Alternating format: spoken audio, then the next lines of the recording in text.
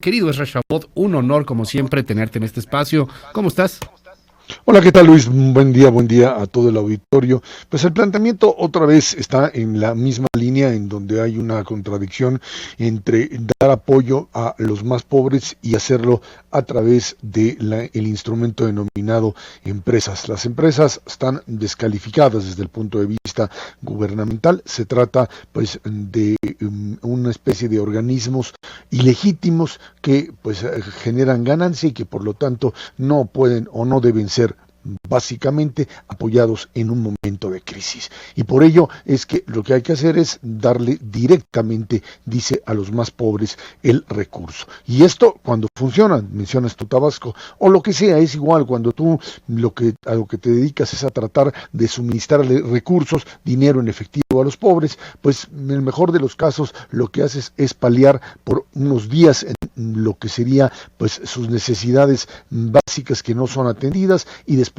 siguen en la misma condición. Pero este es el planteamiento que hace López Obrador en el G20 y lo lleva finalmente a en esta misma tónica, en este modelo que es coherente dentro de su propio planteamiento, diciendo hay que cancelarle los créditos a los pobres, o sea, cancelar la deuda de los pobres y darle créditos blandos. Esto que por supuesto en un momento de emergencia es totalmente válido, esto no ayuda fundamentalmente a estos países pobres porque no necesitan solo eso, necesitan fundamentalmente una especie de reorganización interna dentro de esos países para poder generar lo que otra vez es lo que los puede llegar a sacar de la pobreza como tales y que es finalmente tener aparatos productivos dentro de sus propios países, la posibilidad de generar inversión, empleo y con ello combatir pobreza. Dice el propio López Obrador que quiere la vacuna gratis para todos. Seguramente esto será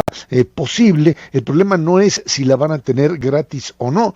El problema es cuándo la vamos a tener y para quiénes. Y allí es la carrera o la rebatinga por la propia vacuna, que obviamente llegará primero para los países más ricos, que son aquellos que invirtieron en la propia vacuna, que generaron los convenios adecuados y que lo van a hacer en los Estados Unidos. Ya en unas cuantas semanas empezará la distribución independientemente del pleito que se traen allá, y lo mismo sucederá en Europa, y ahí comienza esta batalla otra vez de la desigualdad entre aquellos que la pueden conseguir inicialmente y después derramarla en el resto del planeta.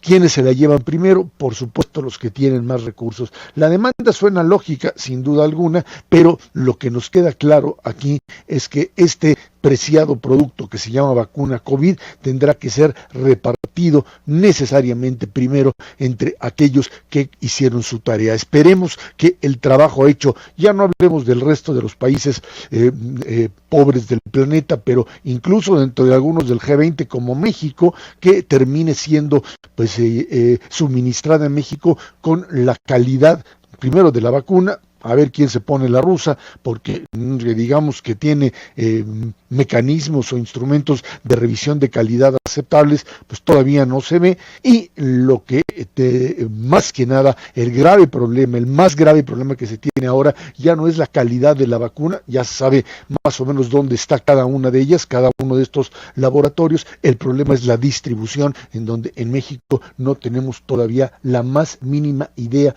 de cómo se van a distribuir las cantidades. Si quieres hablar de 130 millones de mexicanos, tienes que tener 260 millones de vacunas, son 2 dosis, y que no sabes cómo repartirlos. Habla el presidente Luis de una recuperación en B, que hubo una recuperación de empleos, que en marzo ya estaremos con la totalidad de los empleos recuperados, lo que es total y absolutamente falso. No se va a recuperar, no tenemos una recuperación en V, tenemos una recuperación básicamente en lo que es una caída inicial brutal de un 8 o 9% anual, y lo que hemos tenido en los últimos trimestres es una recuperación mínima, muy lenta, que apenas nos empieza a situar todavía dentro del espacio de la recesión, en lo que sería un camino lento, muy lento, dentro de un túnel en donde todavía no se ve la luz. Parecería ser que lo que hay, o el punto en común que hay entre los discursos de Putin por un lado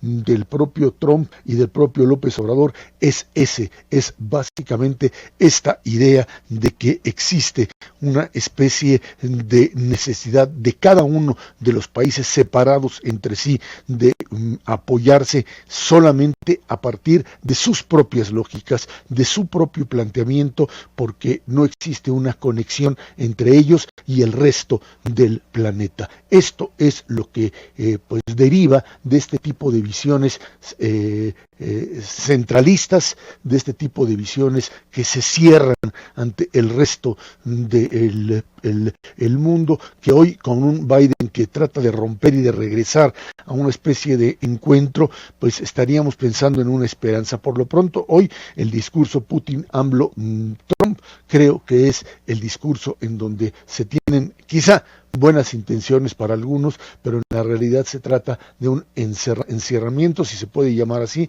de un cierre total de lo que sería la posibilidad de compartir con los demás no solamente una vacuna, sino un desarrollo integral, Luis.